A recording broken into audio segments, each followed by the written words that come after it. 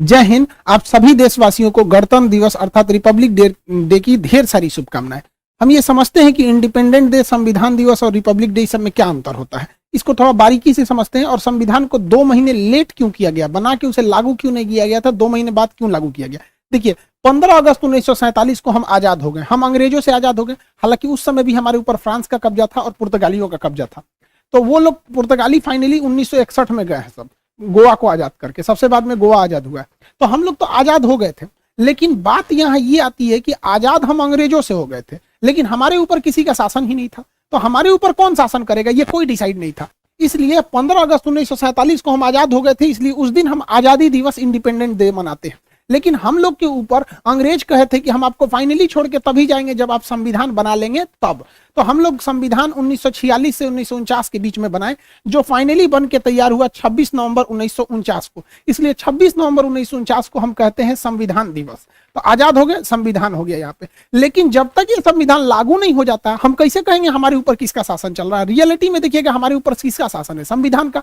Supreme court, प्रधानमंत्री, राष्ट्रपति, नीचे से ऊपर तक सब संविधान के अधीन काम करते हैं। तो संविधान बन गया था लेकिन लागू ही नहीं हुआ था। इसे 2 महीना बाद लागू किया गया। 26 नवंबर 1949 से 2 महीना जोड़ेंगे तो वो 26 जनवरी 1950 हो जाएगा। जिस दिन संविधान लागू हुआ उस दिन हम लोग मनाते हैं रिपब्लिक डे। और रिपब्लिक डे का मतलब होता है भारत एक रिपब्लिक है, अर्थात यहाँ के राष्ट्रपति जो हैं वो खानदानी नहीं होंगे, वंशानुगत नहीं होंगे, बल्कि चुन के आएंगे। राष्ट्रपति और प्रधानमंत्री हम लोग के यहाँ चुन के आते हैं और इन्हीं लोग का हमारे ऊपर शासन रहेगा। इस वजह से जिस दिन हम आजाद हुए उस दिन को हम 15 अगस्त यानी स्वतंत्रता दिवस, इंडिपेंडेंट मनाते हैं। संविधान जिस दिन बनकर तैयार हुआ था कि उसको मनाते हैं 26 नवंबर को संविधान दिवस। लेकिन जिस समय हमारे ऊपर उस संविधान को लागू कर दिया गया, हम लोगों को संविधान के अधीन किया गया, उस दिन को हम मनाते हैं 26 जनवरी के रूप में, रिपब्लिक डे के दिन। यह हम टोटल मैटर ये समझिए कि इसे 2 महीना लेट क्यों किया गया था, ये समझना है। तो अब हम इतिहास में चलते हैं, क्यों इतना लेट हुआ था।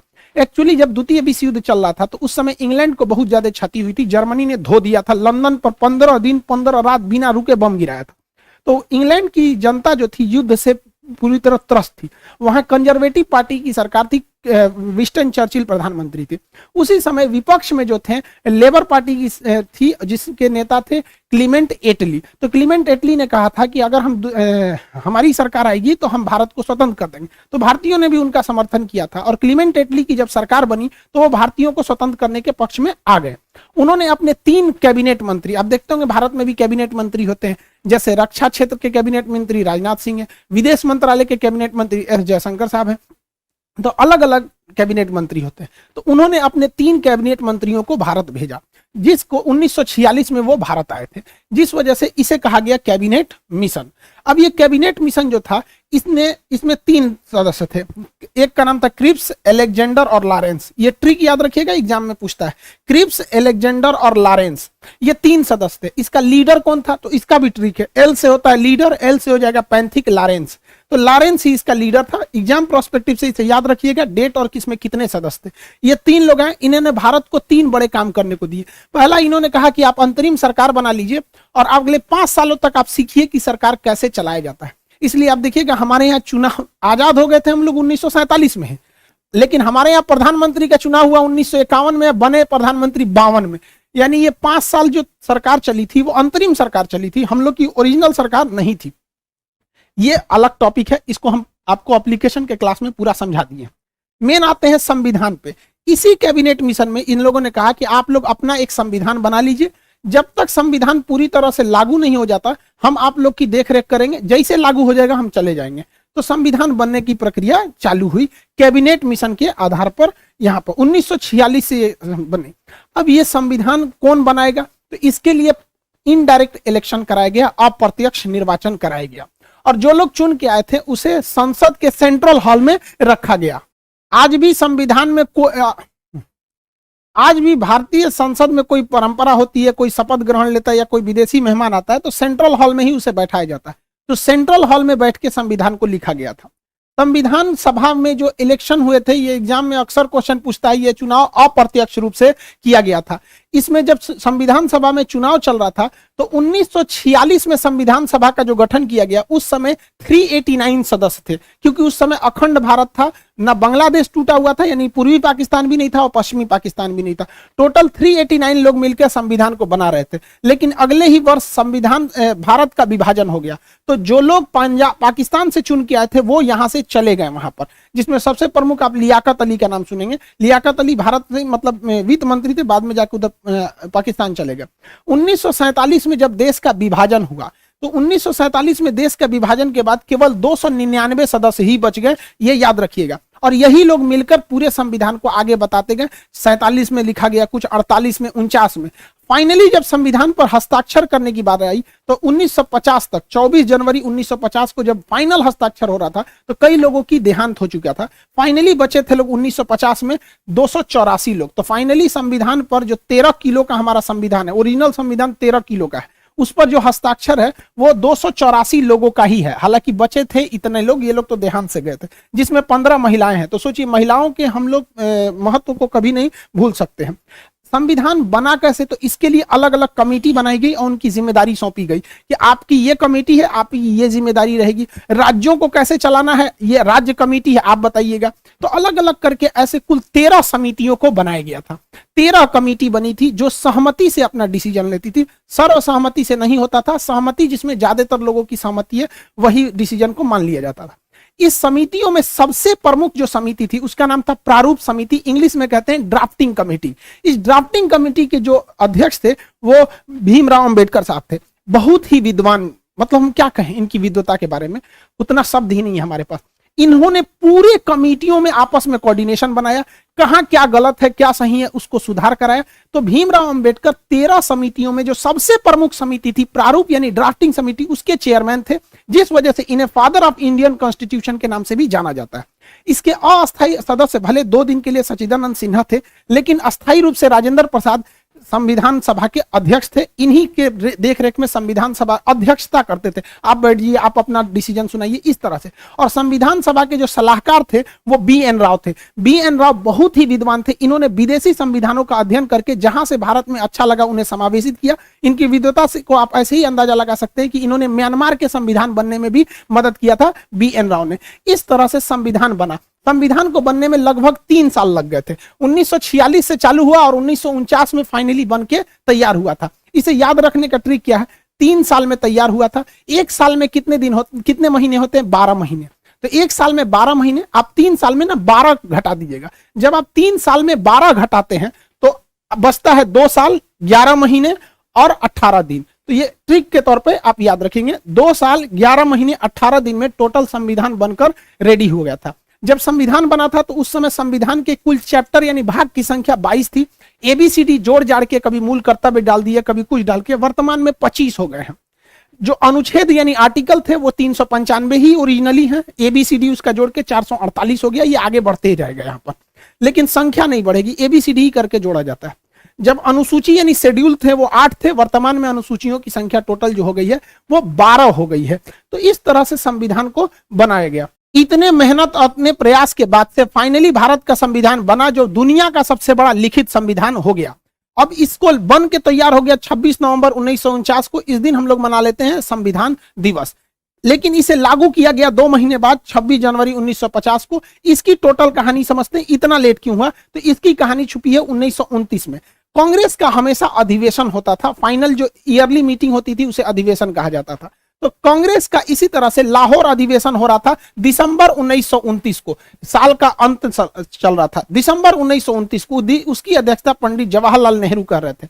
इन्होंने कहा कि अब हमको अंग्रेजों से झुकने की जरूरत नहीं है, अब हम 1 इंच भी जमीन से समझौता नहीं करेंगे, हमें टोटल इंडिपेंडेंट चाहिए। पूर्ण स्वराज की मांग कर दिया था रावी नदी के तट पर जवाहरलाल नेहरू ने। और उन्होंने कहा कि हर भारतीय अब इनको जगना पड़ेगा, अब हमें अंग्रेज आजाद करेंगे। और उन्होंने कहा कि ये तो दिसंबर महीना चल रहा है, 2 दिन मतलब ये साल खत्म हो गया 1929। उन्होंने कहा कि जो 1930 आ रहा है, तो आगामी 1930 में जो आखिरी संडे रहेगा उस दिन हम लोग अपना तिरंगा झंडा लहरा देंगे, अंग्रेज आजादी दे चाहे ना दे। तो देखिए हम 1930 का ये कैलेंडर खोले हैं, आखिरी संडे 26 जनवरी को पड़ रहा है। तो उन्होंने घोषणा कर दिया था कि ये दिसंबर 1929, दिसंबर तो खत्म हो गया, 1929 खत्म हो गया, यानी 1930 का जो जनवरी महीना आ रहा है उसका आखिरी संडे को हम लोग तिरंगा झंडा लहरा देंगे और अंग्रेजों से कहेंगे भाड़ में जाओ साले कुत्ते तुम लोग, हम लोग आज से स्वाधीन हो गए, हम लोग आज से स्वाधीन हो गए, अपने अधीन है, अंग्रेजों के अधीन नहीं है। हालांकि आजादी नहीं मिला था, लेकिन इसे हम लोग मिनी आजादी कहते हैं,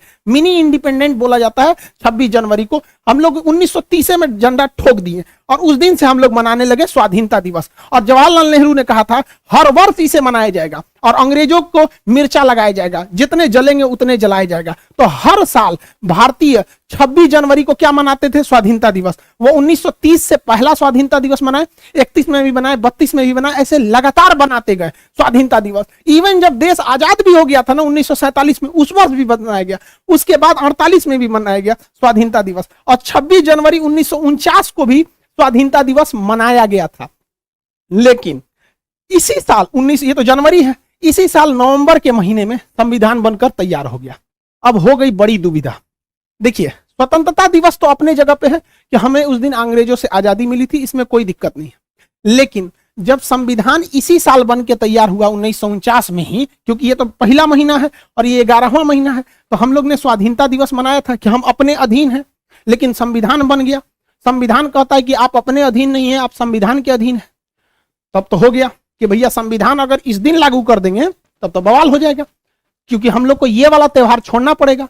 और जिस त्योहार को कोई पिछले 20 सालों से मना रहा हो 1930 से, कोई कैसे छोड़ देगा? इससे लोगों का इतिहास जुड़ा था।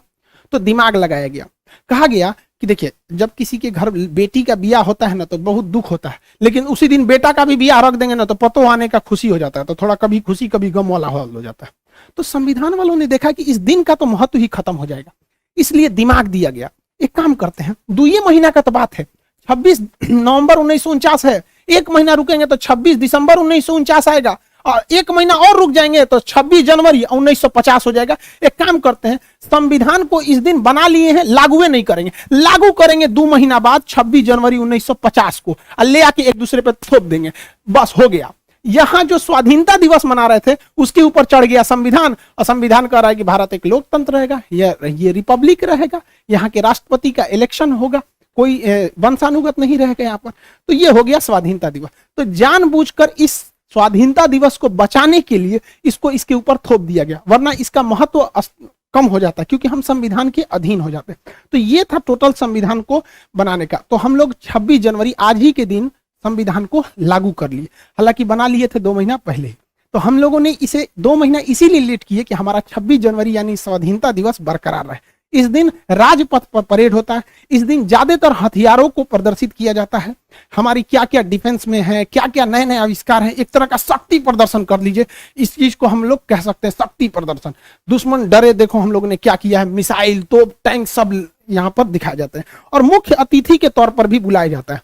राष्ट्रपति तो झंडा फहराते ही है, प्रधानमंत्री भी रहते हैं, तीनों सेनाओं के अध्यक्ष भी रहते हैं, और मुख्य अतिथि को भी बुलाया जाता है। ये शुरू से ही परंपरा रही है, चाहे कलाम साहब हमारे राष्ट्रपति रहे हों, चाहे प्रणब मुखर्जी जी रहे हों, या रामनाथ कोविंद साहब रहे हों, हमेशा कोई ना कोई मुख्य अतिथि आता है। इससे क्या होता है कि उस देश से हमारा घनिष्ठता को भी दर्शाता है कि हम जो करीबी देश है उसी को ही मुख्य अतिथि बनाते हैं। इस बार जो मुख्य अतिथि बनाया गया है, बुलाया गया है, बहुत ही सोच समझ के, मतलब एशिया को पूरी तरह बैलेंस करने के लिए। एशिया का ये वाला एरिया कहलाता है सेंट्रल एशिया, ये रूस से टूटे हुए हैं सर। इसमें 5 देश आते हैं, Kazakhstan, Kyrgyzstan, Tajikistan, Turkmenistan, Uzbekistan.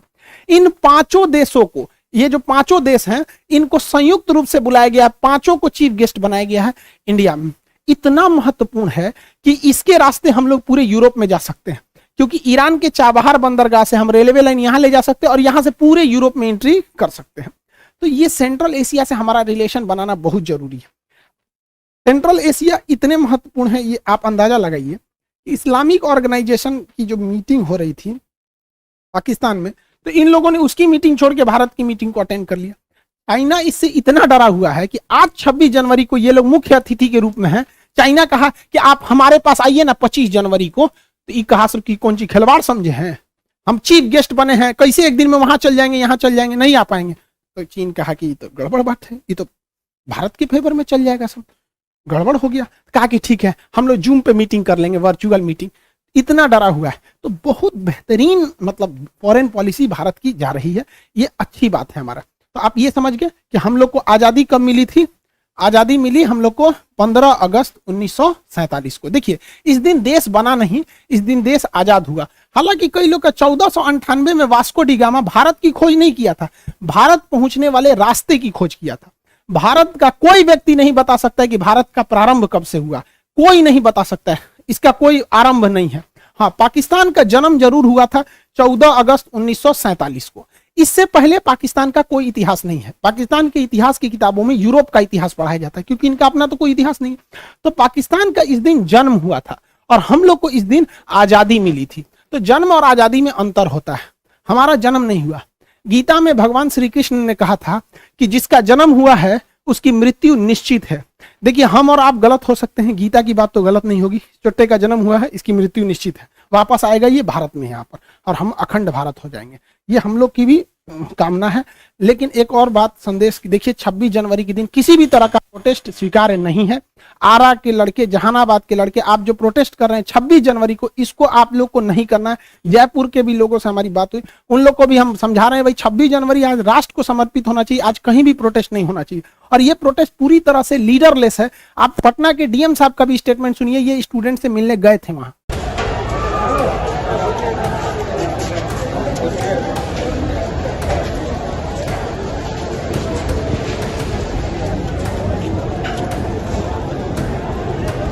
Problem यही है कि लीडरलेस हैं। 2-4-10 लोग वार्ता के लिए तैयार हो रहे हैं तो बाकी नहीं हो रहे हैं। तो अभी रेलवे से भी हम लोग बुला रहे हैं पदाधिकारियों को, इनकी समस्याओं को सुन लें और जो समाधान हो सकता है उसका समाधान करें। पूरी तरह से रेलवे का मामला है। देखिए 26 जनवरी राष्ट्र का होना चाहिए, राष्ट्र को समर्पित हो। हम सब भारत की उज्जवल भविष्य की कामना करते हैं। स्टूडेंट्स और लोगों से ही मिलकर देश बनता है। देश को आगे ले जाना सबका काम है। कहीं पे भी हिंसा बर्दाश्त नहीं है। सरकारी संपत्ति को जलाना, तोड़फोड़ करना, ये कहीं से भी एक्सेप्ट नहीं है। पुलिस द्वारा भी घर में घुस कर मारना, स्टूडेंट को लॉज में से घिस के मारना, ये भी गलत है। दोनों ओर से संयम बरते। रेलवे ने भी इस पर अपनी कमेटी बैठा दी है 5 लोगों की, जो इस पे सुनवाई करेगा। अब इस कमेटी में क्या रिपोर्ट आएगी, इसके ये अभी कोई पहले प्रिडिक्ट नहीं कर सकता है। फिलहाल एग्जाम को कुछ समय के लिए पोस्टपोन किया गया है और कमेटी की रिपोर्ट की वेट किया जा रहा है। आप लोग भी वॉच एंड वेट कीजिए और अभी शांतिपूर्ण व्यवस्था को बनाए रखिए। 26 जनवरी को कहीं भी आप प्रोटेस्ट मत कीजिए बाबू। आप कहाँ बेवकूफी करिए, देश को समर्पित कीजिए ना। आपके पास दिन थोड़ी हो गया, आपके पास पूरे का पूरा साल बचा है। आप शांतिपूर्ण ढंग से प्रोटेस्ट कीजिए। कहीं से भी आप लॉ एंड ऑर्डर को नहीं बिगाड़िए, ये आपके लिए सही नहीं रहेगा। हाँ, ये चीज आप में एक ही सही है कि आपका लीडरलेस है, जिस वजह से आपसे कोई बात करने नहीं आ पाएगा। जब भी कोई आंदोलन लीडरलेस रहता है तो कोई उनसे बात ही नहीं कर पाता है, कोई लीडर ही नहीं है। तो एक ही रास्ता बनता है कि उनकी बात को मान लिया जाए। तो रेलवे ने भी कमेटी बताई है। आप सब लोग से हाथ जोड़कर विनती है कि कहीं पे भी आप इस तरह का उपद्रव नहीं कीजिए। आरा के लड़के ट्रेन में जो इंजन में जो आग लगा दिया गया वहां से, उन लोग, ये निंदनीय है, ऐसे काम को न करें।